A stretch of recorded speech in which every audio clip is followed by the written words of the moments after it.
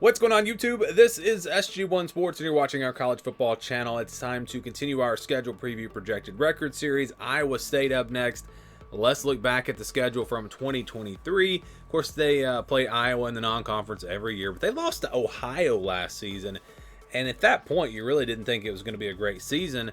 You know, they had some players that were not eligible to play because of off-the-field issues and all that, and it really felt like at that point, I think, that Iowa State, again, was not going to be very good. Then they bounced back and beat Oklahoma State, a team that got a lot better as the season went along as well.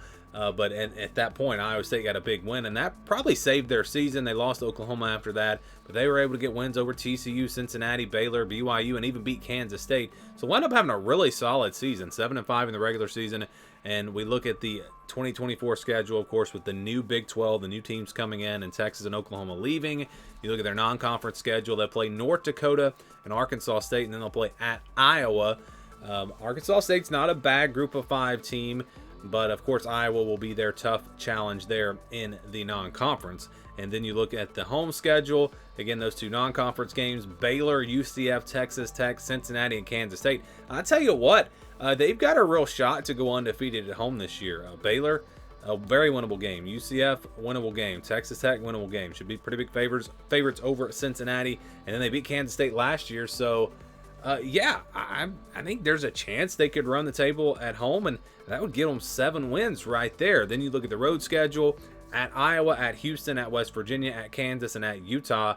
Houston probably the most likely win out of those 4 games. The other 3 or out of those 5 games, the other 4 are going to be really tough. But, you know, this schedule is going to give Iowa State a chance to have a pretty good season. Let's go week by week. They'll start with North Dakota week 1. Then it's on the road at Iowa on September 9th, or September 7th, I should say. Arkansas State the next week on the 21st.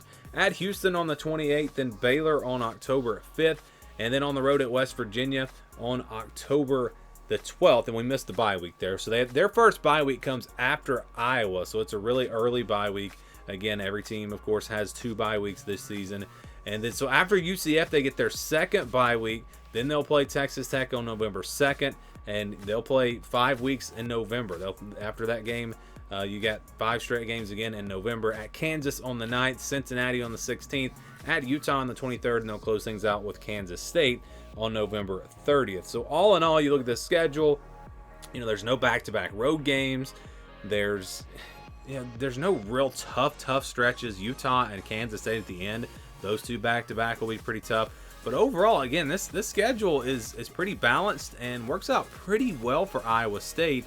They don't have to play Oklahoma State, who I think might actually be the best team in the Big 12. The more I look at them, the more I like what I see. They don't play Arizona, who could be another one of the top teams in the Big 12. But let's get to the projections now, and these are the projections from last season. Of course, they went 7-5. Our projection had them at just 5-7. I predicted them to go 6-6. Athlon had them at 6-6, and the over/under was at 5.5. So they definitely exceeded expectations. If they had not had the players that ran into trouble in the offseason, I might actually would have put them at 7-5, but that did kind of, because early on, this is the team that I talked about as maybe being a surprise team, maybe being a dark horse in the Big 12, but losing your starting quarterback, you know, I didn't feel as confident about them. Did have them get to 6-6, but not quite 7-5. So let's go to the projections this year, and again, you've seen the scale that we use if you watch our other videos. We'll start with one easy win. I think North Dakota is an easy win. Really don't see them having any problems there. I'm going to put Arkansas State in the blue. Again, this is a pretty good team out of the Group of 5 level. Iowa State, though, playing at home. It's not a guarantee. Remember, they lost Ohio last season, so they could lose this game, but I feel pretty confident, and I think they're going to be, 16, 17-point favorites maybe in that game. Playing at home obviously will help. And then you look at the rest of their schedule. You've got one game where I think they're going to be a slight favorite. That's Cincinnati. I think they'll be about a touchdown favorite in that game. Maybe not much more than that. I do have Iowa State in a tier above Cincinnati plus home field advantage. That's why we get that game in the purple. And then you look at a couple of games where they could be, actually 3 games where they could be underdogs: West Virginia, Kansas, and Utah. I have those 3 teams in a tier above Iowa State, plus all of them are on the road. So we talked about the schedule.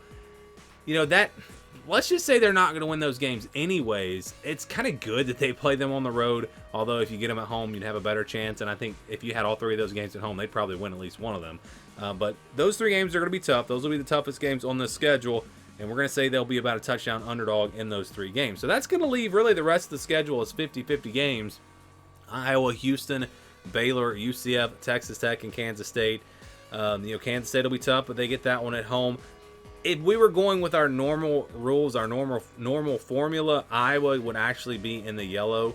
But just because of the rivalry and because that game's always close, that's why I put that one as a 50-50 game. But when we average it all out, the projection is pretty good for Iowa State. And again, I think a lot of this has to do with the fact that their schedule sets up really well. They're actually projected to go 7-5, so a little bit better than last season. 6-6 last year, 7-5 this year is the projection. We'll see if they can pull that off. I think they have a real shot. Again, if they lose to West Virginia, Kansas, and Utah, who else are they going to lose to? Iowa maybe on the road. Obviously, that'll be tough. Rivalry game. That's 4 losses.